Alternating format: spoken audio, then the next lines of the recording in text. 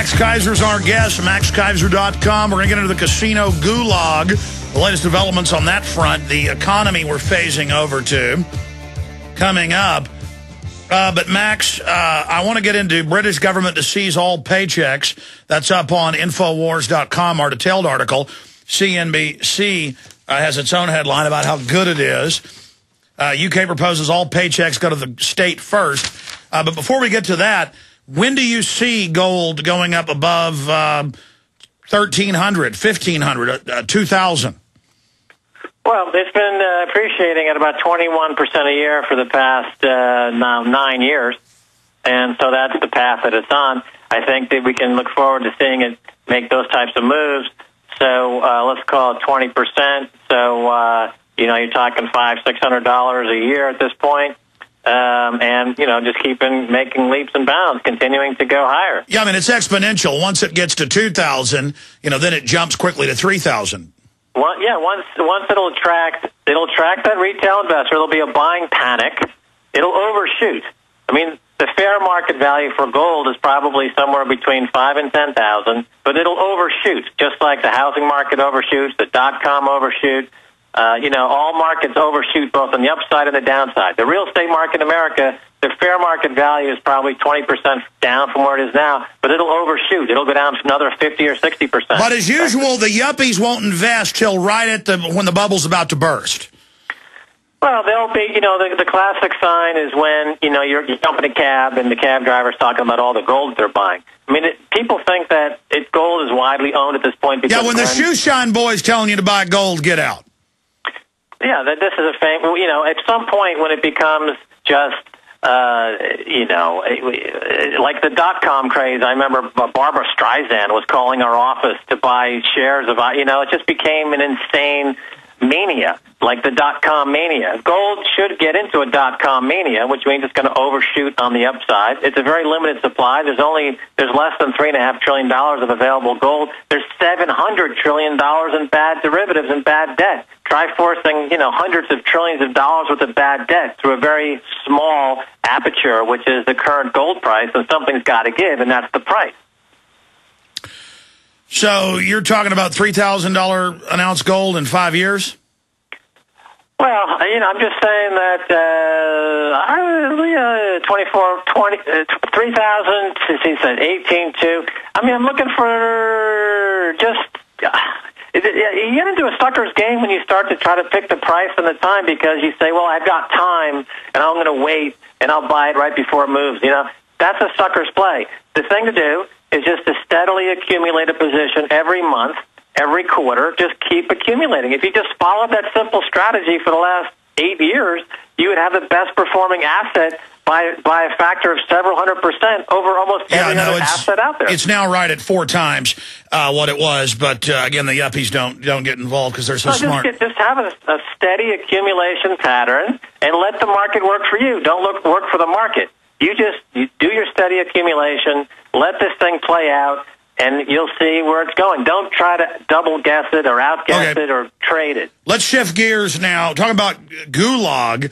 They want automatic transfer in the U.S., in Europe. They're tracking everything we do in our bank accounts. Now the British government, and they wanted a VAT increase, they got it. Now they're saying everyone's paycheck will go digitally to the government, then they'll give you what they think, this is actually quoted, you deserve. So they can just raise taxes out of nowhere. I mean, what will the Brits not put up with? British government to seize all paychecks. That is clearly a portend for the rest of the world. Max Keiser, your take on that? Sure. Well, that's the gulag part of the equation, and don't forget the casino part of the equation.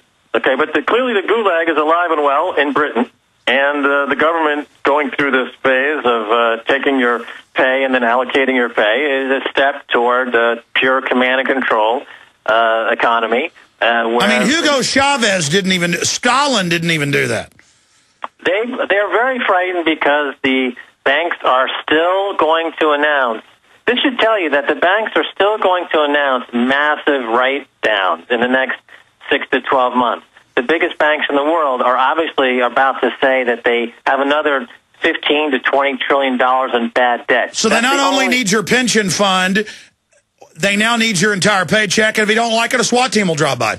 Right. So that's why the UK government is telegraphing this fact. In other words, they're saying, well, before the banks announce this $15 trillion loss, we better announce that we're going to confiscate your pay and then allocate your pay first.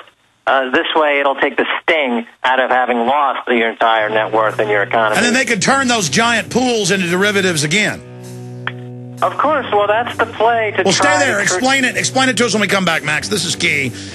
Because, yeah, we haven't seen the other shoe drop yet. And don't worry. The Federal Reserve will get more power. Bank of England will get more power. We can give them everything. And if we don't like it, the SWAT team will drop by. This is called living as slaves. We'll be right back with Max Keiser. Stay with us. Going back to Max Keiser. Max, I cut you off there at the break. You were getting into the next big shoe to drop, the government seizing the pension funds, the bank accounts, everyone's paychecks, giving you a small portion back. They're now saying in the U.S. they may do this. I want you to finish up on that in the next shoe to drop. But then, I know you saw a month ago and then last week, you had to see it, Bloomberg. And I kept getting calls years ago about this, and I never checked into it because I couldn't believe it. See, I've just come to the point now, I know it's all true and worse than I can imagine. And if I can imagine it, I can Google it, and there's the government promoting it but saying it's good. I mean, it's just anything you can imagine, they're doing it and more. And Bloomberg reported, and the articles are weird. It's got the government saying, well, we changed the rules secretly, so we're allowed to. 6 million veterans, as they die from Korea, World War II, some of them are still alive, great folks, Korea, Vietnam, Desert One, the new wars, that they take their insurance death benefits that they've been paying for and just keep it. And the media says, this is good, this is wholesome. And they're saying they're doing it to shore up bad banks, and they're also reporting that they're taking pension fund money and investing it in failed banks. I mean, is there no end? I mean, do we have to, like, slit our wrist and pour the blood into Bernanke's mouth, and then that's not enough? I mean, please continue, Max. I mean, where is this going? Because this is even worse than I thought it could be. I mean, there's no end to their rapine. Well, again, that's the gulag part of the equation, and soldiers, it's not enough that they die fighting stupid wars, pointless wars, but the death benefits go to the insurance company. So it's a slap in the face to the non-mercenary soldiers who are in the field dying for a pointlessness, blood for oil, as Tony Blair admitted now in his new book, his autobiography. He says, yeah, the war was for oil, and I don't care because you can't touch me. I'm part of the New World Order, so go pound sand. So it's a real slap in the face of these U.S. servicemen. I don't know why they serve a day more doing in any of these wars. It's a complete waste. But on the casino side... Because the government made the deal, Max. The government came and said, this is good, rob them. And then they said, absolutely. I mean, that just shows... I'm sorry, go ahead.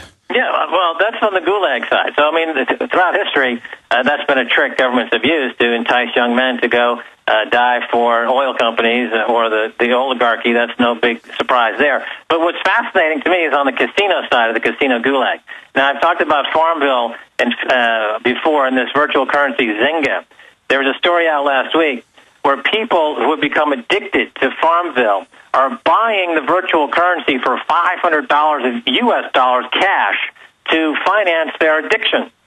So here's a Max, story. in these other games, people pay thousands of dollars for imaginary Lamborghinis, and then they go to real parties and get girlfriends because of their imaginary crud. Well, yeah, but there's the addicts, a heroin addict or a gambling alcoholic addict or an online game addict. They're stealing money, and they're spending $500 a pop to get a black market virtual currency hit from a company called Zynga. And Zynga is not publishing these numbers, but this is the primary source of their profits, is by feeding the virtual currency addicts who then go into these games to impress people because they're accumulating, as you say, virtual Lamborghinis, virtual property, playing virtual farms. So there's that's the casino part of the casino gulag. They throw you in the gulag, but they give you, virtual currencies, and then you play virtual games all day in the hopes that you can win, a few points here and a few points there, and it keeps you distracted and tied into this casino gulag. Then this is the total soup to nuts, 360-degree occupation of your mind, as you would say. There's a war on for your mind. This is how it's being done all the time, using virtual currencies, online games, Farmville, Facebook, And it's happening in real time. And they always think their enslavement is cute and like their little goodie.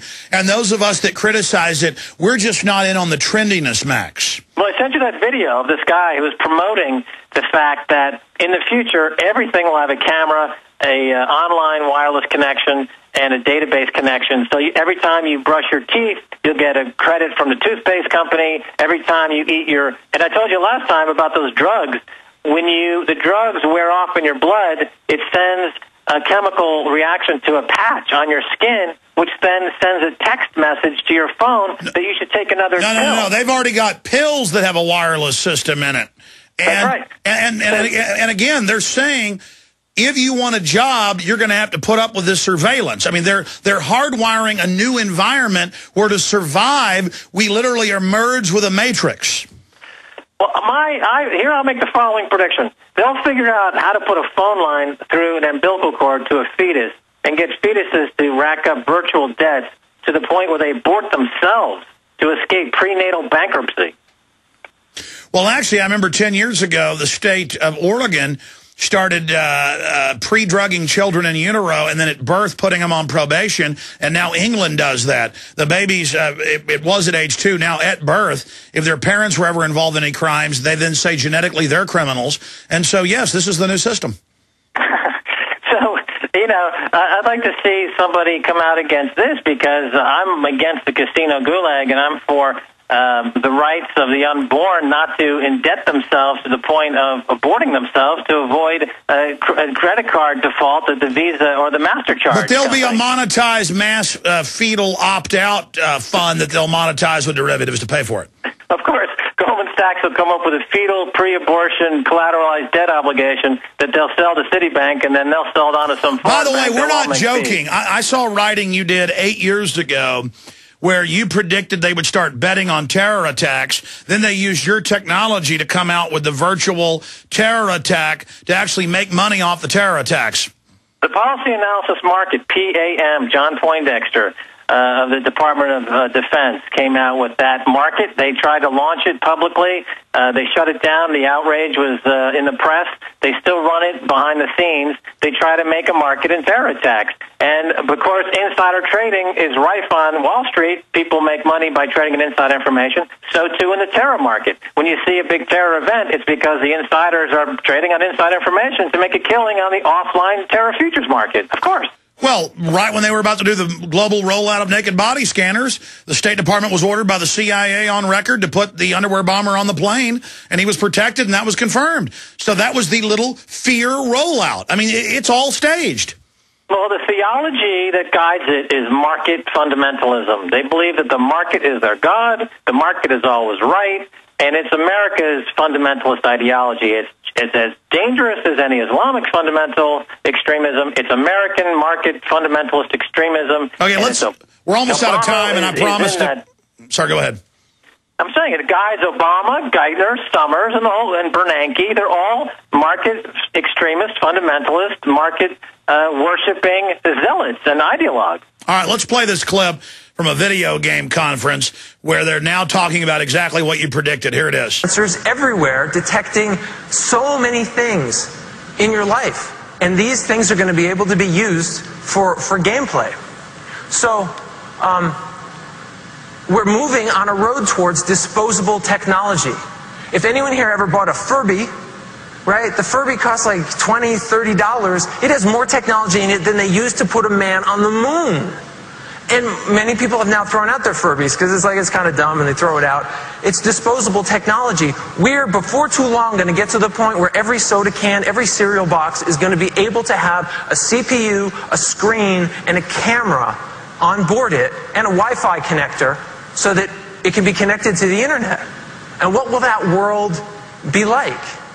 Well, I think it'll be like this. You'll get up in the morning to brush your teeth. And the toothbrush can sense that you're brushing your teeth. And so, hey, good job for you. 10 points for brushing your teeth. All right, stop there. It can measure how long and you're supposed to brush So it's totally Pavlovian, but this is actually their plan with the RFID. California's coming out with license plates that put advertisements on it for the state, but also when you're good and pay your carbon taxes, trees will then grow and show that you're a good person, so the Mao gangs that they're now setting up won't pickaxe you in the parking lot. Max Keiser.